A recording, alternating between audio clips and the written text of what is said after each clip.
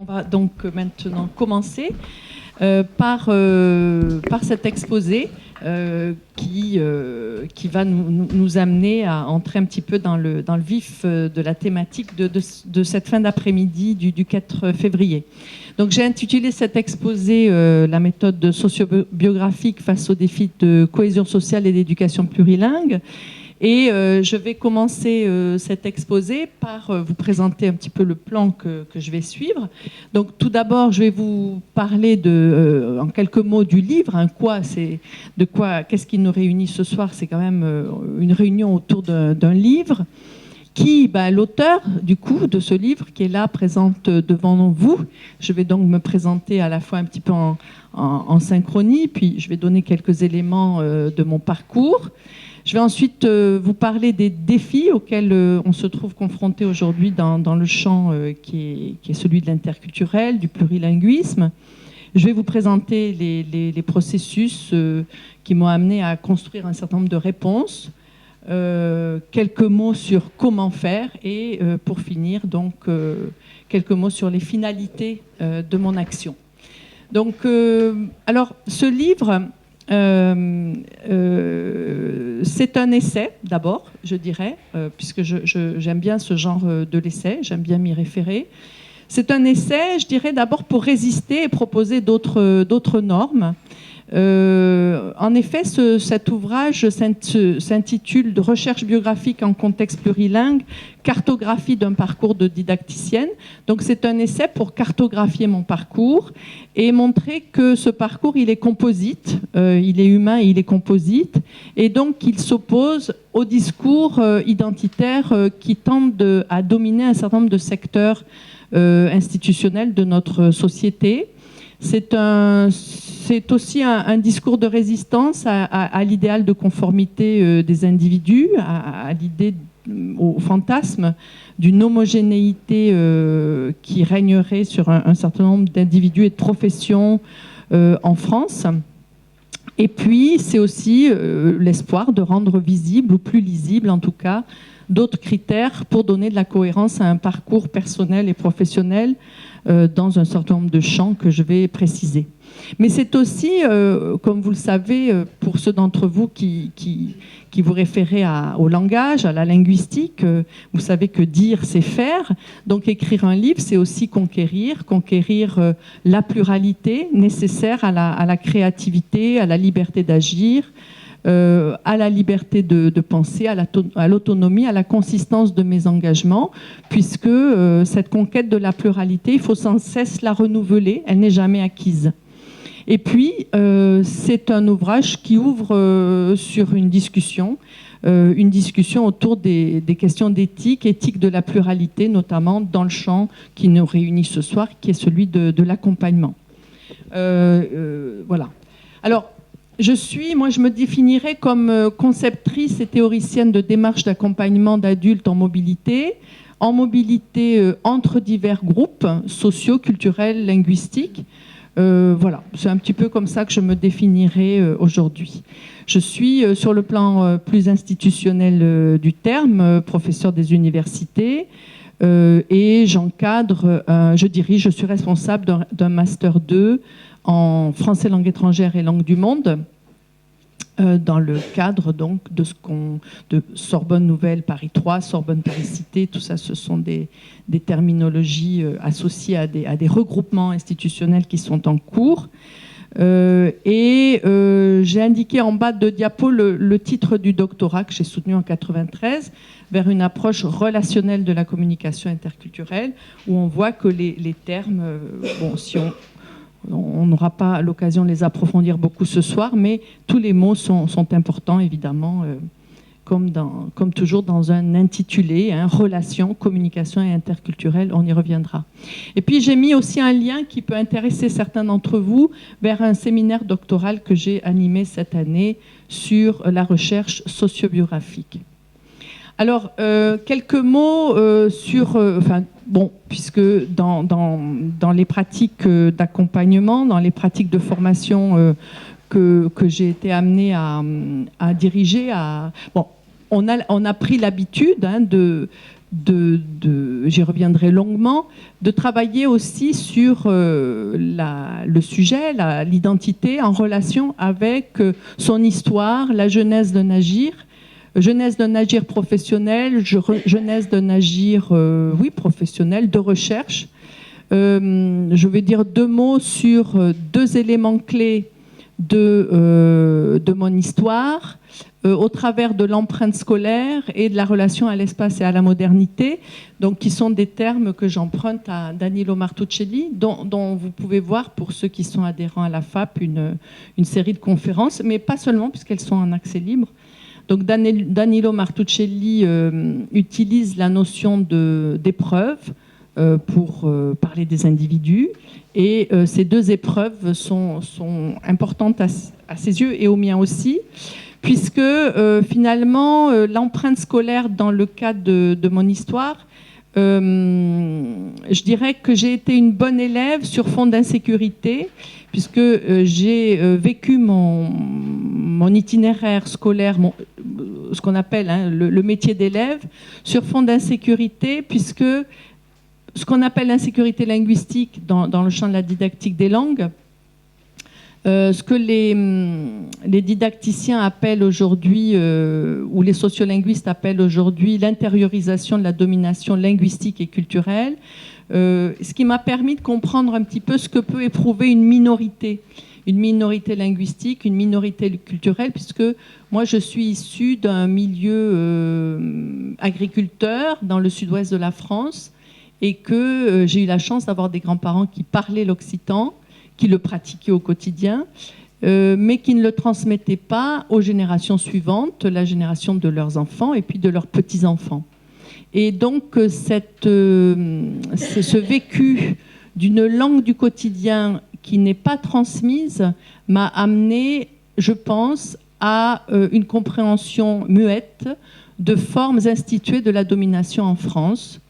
Mais elle m'a aussi amené, cette expérience, à considérer les langues comme un passeport tout à fait imaginaire vers la mobilité et par conséquent vers la modernité. Et ce vécu est l'un des moteurs du choix d'une filière professionnelle, les professions du français langue étrangère, qui était un garant de mobilité précisément. Puisque quand on est professeur de FLE, comme le savent certains ici, on est amené à voyager. Voyager par la rencontre avec l'altérité, que ce soit en France ou dans le monde. Donc, alors, c'est aussi, j'aimerais aussi relater 2 ou 3 éléments de cette relation à l'espace et à la modernité dont parle Danilo Martuccelli, entre mobilité et enracinement, dit-il. Et ce vécu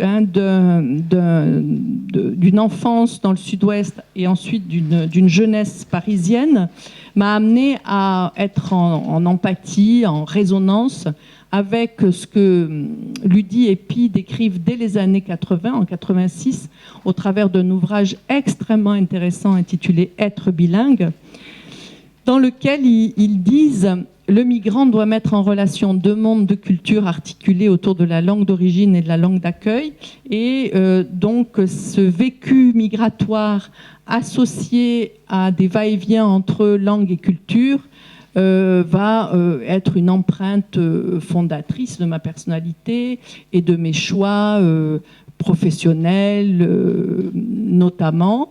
On peut donc dire que l'association entre un bilinguisme familial et la mobilité sud-nord vont constituer une empreinte durable en ce qui me concerne.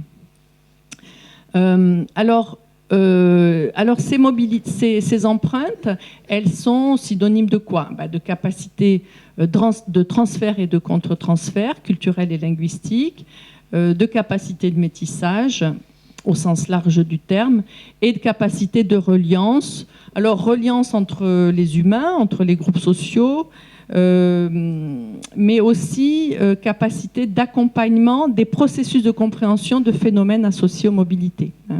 Donc là, je suis en train simplement de parler de mes prédispositions à m'intéresser à la question de l'interculturel, de la reliance, et donc du coup à me former à cette éthique de l'altérité, éthique de la pluralité dont je parlais en introduction. Alors, j'ai choisi donc, après ma formation initiale, j'ai choisi d'être professeur de français langue étrangère en France et à l'étranger. J'ai donc un vécu international pendant plusieurs années de ma vie. Et je me suis intéressée assez rapidement, dès les années 90-2000, aux questions interculturelles. Et là, j'ai mis sur cette diapositive un petit peu les défis auxquels les enseignants de FLE sont confrontés aujourd'hui, les enseignants de langue de manière générale. Et là, je cite sur cette diapositive quelques éléments clés d'un discours tenu par Joe Shields, qui dirige le Centre européen des langues vivantes, qui est l'une des agences du Conseil de l'Europe. Et l'agence du Conseil de l'Europe dédiée à la promotion, au développement de programmes associés à la question du plurilinguisme et de l'interculturalité en Europe.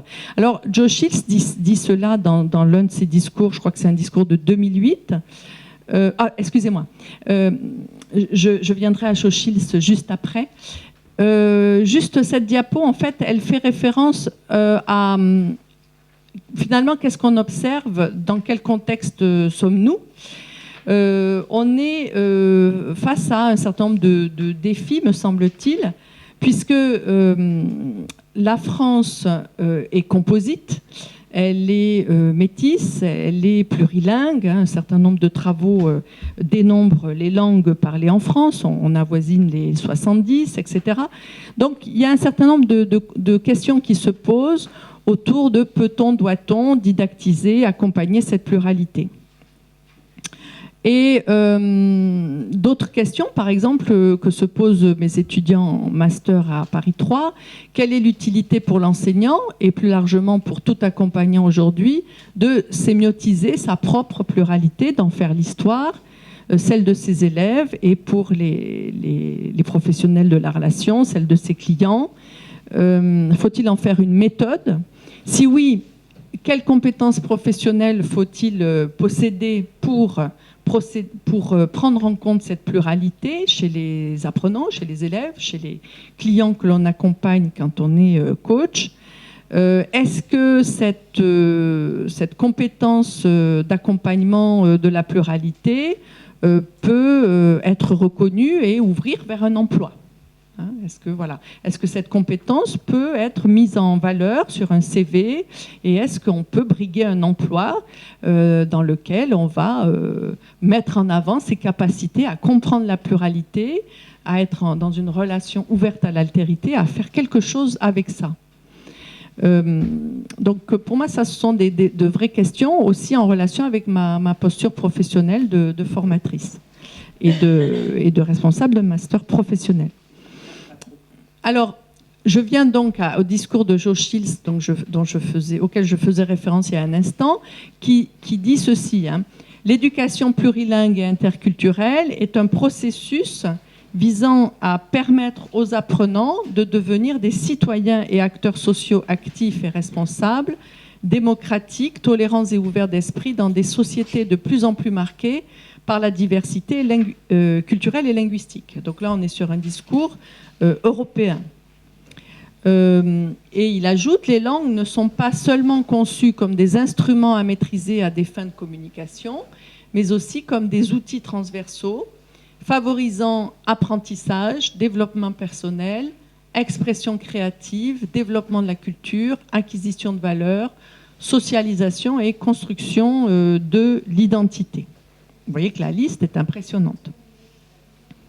Et il termine, l'éducation plurilingue et interculturelle entend permettre aux apprenants d'acquérir un sens critique en vue de devenir autonomes dans leur apprentissage et dans leur réflexion et leur compréhension interculturelle. Voilà.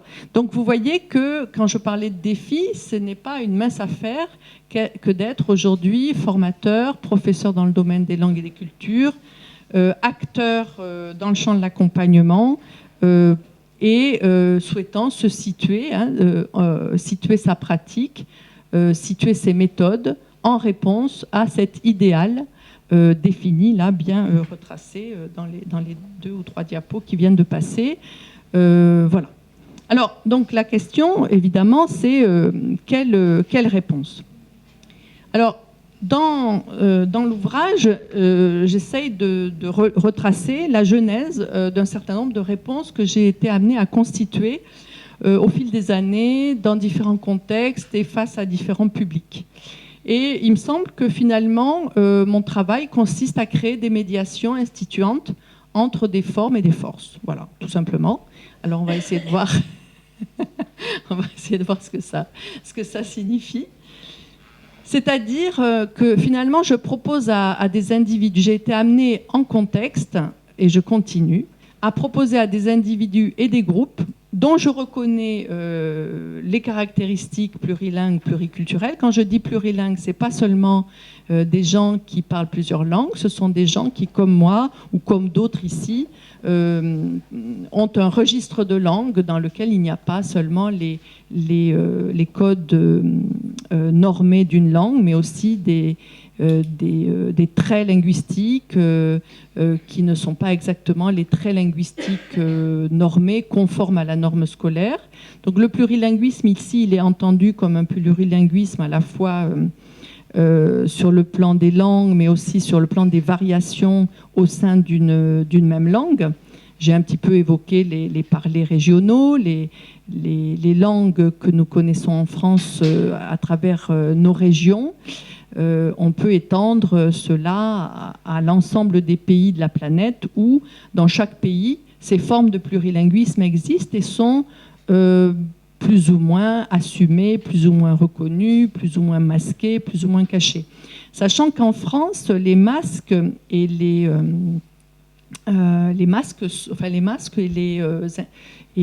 interdits de déviance par rapport à la norme sont peut-être plus forts que dans d'autres pays, mais ce serait à examiner de plus près. En tout cas, proposer à des individus et des groupes dont on reconnaît le potentiel ou en tout cas la réalité plurilingue, pluriculturelle, alors de quoi? Leur proposer quoi? De relater leurs expériences. Leurs expériences à travers des éléments de leur biographie, et finalement les conduire à devenir les interprètes de leur expérience. Voilà. Donc devenir les interprètes de leurs expériences plurilingues, pluriculturelles. Comment? En créant avec eux les formes leur permettant d'exprimer leur perception et leur interprétation personnalisée d'un ensemble de phénomènes vécus au travers notamment de leur mobilité. Mobilité, là encore, est à entendre au sens culturel, cognitif, imaginaire, social, etc. Et on va donc pour ça inventer des formes. Alors, je reviendrai sur plurilittératie et selon des approches multimodales. Alors, ça fait 2 mots à expliquer.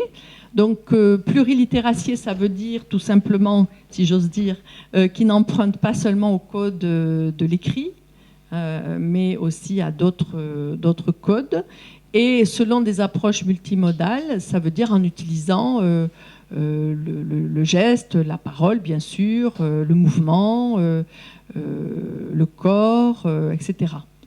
Voilà, on reviendra là-dessus à travers des illustrations qui vont arriver rapidement. Donc, et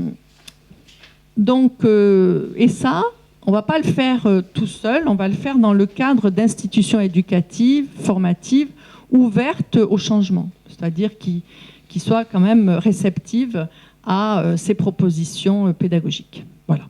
Et là, j'ai eu la chance tout au long de ma vie de rencontrer des gens, des institutions ouvertes au changement, ou en tout cas en capacité de m'accompagner, de me soutenir dans des expériences pédagogiques. Alors on voit bien que dans ce travail, la médiation occupe une place importante. Jacqueline Barus-Michel propose d'expliquer cette notion de médiation en disant qu'elle implique un espace entre des instances et un tiers qui vient y tenir un rôle, ce qui évidemment ouvre tout de suite la question de la formation, bien sûr. Hein. Comment développer des compétences ou comment former des professionnels à occuper, à tenir ce rôle et à créer cet espace. En tout cas, je sais qu'il y a ici dans la salle des personnes qui forment des médiateurs interculturels. En tout cas,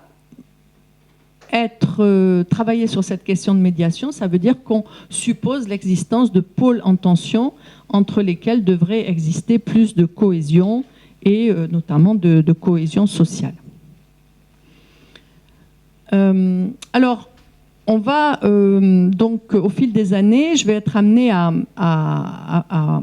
construire, à faire émerger une méthode que j'appelle aujourd'hui méthode sociobiographique, fondée finalement sur la perception empirique d'une pluralité d'expériences. Il s'agit bien d'accompagner les acteurs alors, quels sont les acteurs dont je parle? Les acteurs, ce sont par exemple les étudiants étrangers que j'ai formés tout au long de ma vie, dans le domaine de l'apprentissage du français langue étrangère, dans le domaine des mobilités. Et j'ai été amenée donc à proposer un certain nombre d'outils, de démarches, pour amener ces étudiants, ces étrangers à élaborer leur histoire, l'histoire de leur mobilité, raconter les tensions vécues dans ces mobilités, ces migrations, et à faire un travail d'historicité. Et j'ai juste eu envie là de vous lire la fin d'un récit de migration écrit par une jeune Allemande vivant aux États-Unis et faisant un séjour linguistique à Tours en 1998. Et Ria donc raconte comment elle a quitté l'Allemagne juste avant le baccalauréat et comment elle a été amenée à partir aux États-Unis pour faire ses études supérieures à un moment de sa scolarité qu'elle estimait être trop tôt. Mais pour un certain nombre de raisons, elle n'a pas eu le choix. Donc elle est partie aux États-Unis et c'était très perturbant pour elle, raconte-t-elle dans ce récit, parce que ça n'était pas conforme au Lebensweg qu'elle avait programmé, pour lequel elle s'était programmée. Ce départ a créé une perturbation, un dérangement qu'elle appelle un schisme et qu'elle explique longuement dans son récit. Et elle finit ce récit en disant finalement, je suis soulagée d'être dégagée d'un ordre où la seule chose qu'on puisse faire, c'est d'avancer progressivement. Avancer progressivement, elle a décrit tout au long de son texte l'idée qu'il faut avancer selon un ordre homogène, un ordre établi, l'ordre de la scolarité, avec un certain nombre d'étapes, de marches à gravir. Et elle dit, avec mon nouvel ordre spatial, je peux voyager entre mes deux vies sans me sentir comme si j'étais en train de perdre du temps. Le sens du temps ne dicte plus ce que je peux faire. Alors qu'auparavant, ma vie n'était qu'une ligne, j'ai avancé à 2 dimensions. Je n'ai pas perdu une des lignes, mon Lebensweg allemand, mais j'ai reçu de nouvelles possibilités.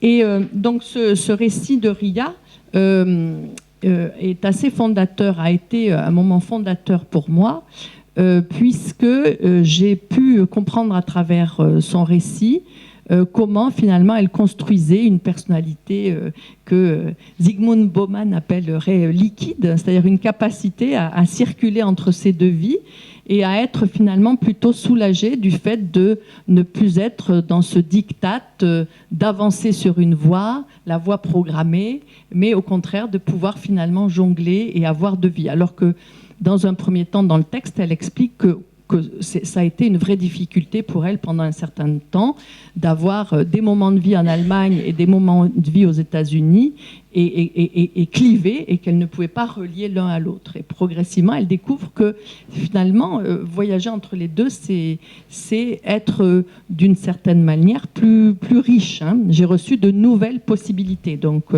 ouvrir de nouvelles possibilités.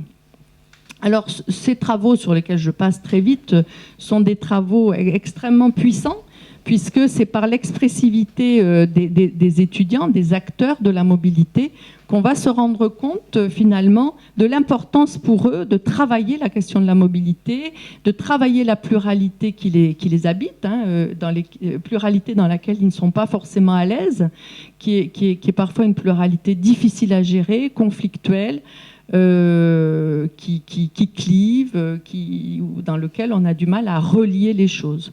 Donc j'ai fait tout un travail pendant un certain nombre d'années à partir d'une consigne qui était dessine ton parcours et ton projet de mobilité internationale. Voilà, un dessin parmi des centaines d'autres d'un étudiant d'origine algérienne qui fait ses études à l'époque donc en région parisienne, dans l'université où je travaillais, et qui va représenter un certain nombre d'épisodes de sa vie avec, comme on le voit là aussi, une polarité autour de 3 pays et des mobilités présentes, passées et à venir. Les réalisations sont multiples et donc j'ai été amenée à théoriser cette démarche en l'appelant le dessin réflexif pour montrer que ces travaux développent une capacité de réflexivité, c'est-à-dire de conscientisation d'un ensemble d'éléments vécus par l'acteur au travers de ces mobilités. Alors, on pourrait dire que l'étayage qui est proposé là, il est multimodal, puisqu'il permet aux acteurs de développer des capacités multiples pour comprendre les phases de transformation de leurs habitudes et de leurs dispositions en situation d'éloignement vis-à-vis de leur langue pays d'origine. Et j'aime bien cette citation de Hervé Breton et Noël de Noyelle qui propose l'idée suivante: mettre en question les évidences familières, la perturbation des habitudes du quotidien, les moments d'étrangeté qui viennent produire de la variation, de l'incertitude dans une connaissance ordinaire. Je trouve que c'est ça aussi que j'ai fait pendant toute une première partie de ma vie à travers une proposition qui était de faire des lettres vidéo aux étudiants étrangers, c'est-à-dire des documents, des films en fait, dans lesquels ils étaient amenés à mettre en images, en mots et en sons des moments vécus d'interculturalité. On va voir aussi rapidement comment il faut aussi accompagner les futurs enseignants, les futurs professionnels de la relation dans l'élaboration d'un savoir critique, des compétences réflexives. Ah oui, ça c'est l'idée que finalement pour former les formateurs, il faut les amener, là je pense évidemment à mes étudiants, les amener à développer une compétence aussi d'analyse sur les conflits et les tensions sociales entre le plurilinguisme réel et la norme sociale de conformité à un idéal identitaire que j'estime pour ma part dépassé. C'est-à-dire qu'il faut aider nos étudiants à décrypter, décoder ce qui se passe dans notre société française.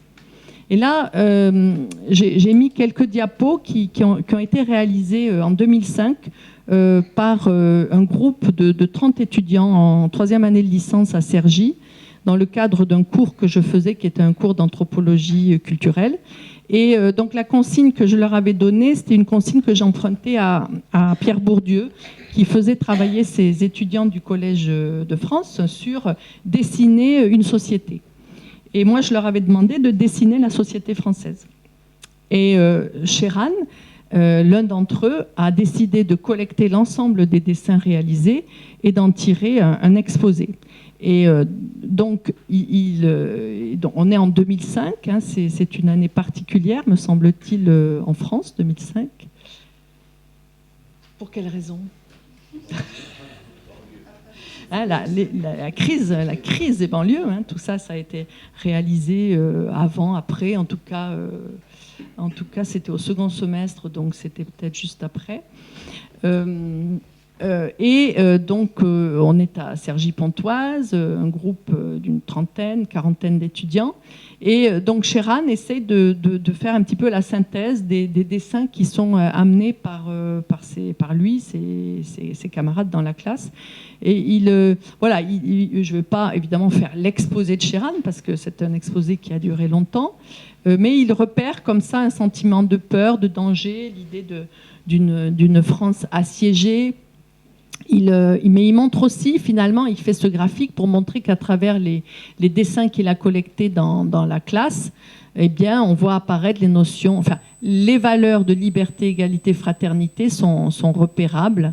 Il s'amuse à faire un graphique, un travail un petit peu comme ça de représentation. Il repère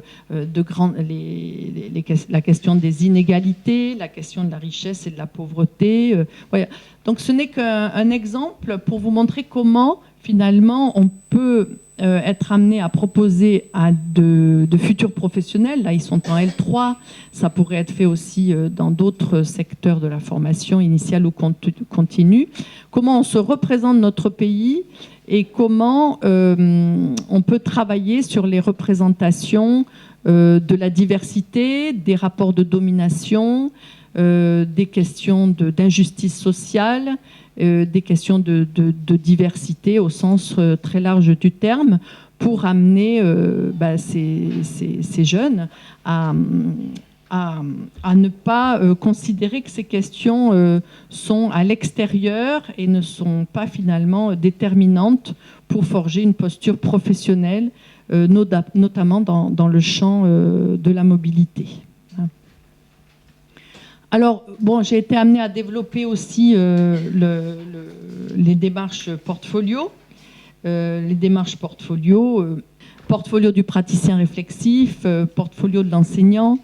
Voilà, là, ce n'est qu'un extrait d'un portfolio, donc de Marina, qui dit en synthèse que finalement la prise en compte de soi et de sa personnalité, de sa trajectoire identitaire par l'écriture et le dessin réflexif, pour mieux se connaître, prendre conscience et mieux apprendre, ont été des moteurs d'implication dans la formation et de progrès personnel. Voilà, quelques éléments comme ça de travaux à travers donc des supports pour illustrer cette notion de plurilittératie. Donc l'écrit, le dessin, les représentations audiovisuelles, avec toujours ce va-et-vient entre conscientisation, expression des représentations, mise en résonance au sein du groupe, et partage, élaboration, interprétation, voilà. Alors, je termine sur deux questions. Pardon, je termine pour dire que, à la question comment, on peut dire que je réponds par la notion de méthode, au sens d'une méthode empirique, un ensemble de principes adaptables pour une stratégie de recherche évolutive. Voilà, donc on voit que tout ça est très, très, très, très ouvert. Voilà, on reviendra, si vous voulez, sur la notion de méthode. Et puis, vraiment pour terminer, puisque voilà, il ne reste plus beaucoup de temps pour cette première phase de la soirée, eh bien, il s'agit de démultiplier. Donc à la question pourquoi, pour quelle finalité, il s'agit de démultiplier le potentiel de formation qu'il y a dans l'expérience de l'altérité, du plurilinguisme et du métissage, bien sûr. Donc je pense profondément que tous ces travaux dont je vous ai montré quelques aspects, quelques facettes, permettent de démultiplier un potentiel de formation chez les acteurs, potentiel de formation issu de leur expérience de l'altérité, du plurilinguisme et du métissage, et puis démultiplier aussi les processus de représentation et de communication des expériences. Parce que si on ne le fait pas, ces expériences restent non dites, muettes et parfois oubliées. Elles tombent dans l'oubli. Et au niveau institutionnel, il s'agit bien sûr de contribuer au travail que les professionnels et leur public font sur le brassage des diversités dans de nombreuses institutions, en créant des espaces pour donner forme et représenter les vécus migratoires et de la diversité, Voilà, donc il s'agit de légitimer ces espaces, de leur donner plus de moyens, parce qu'il faut des moyens pour faire tout ça. Et puis, bien sûr, au niveau de la société, ce type de travail contribue à combattre les discriminations, combattre les stigmatisations qui sont associées la plupart du temps à cette pluralité culturelle et linguistique dont notre pays est fait. Voilà.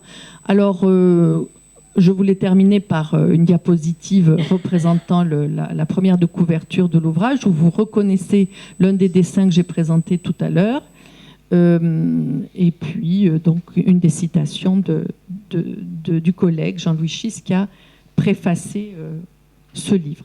Voilà. Donc j'en ai terminé pour cette première partie.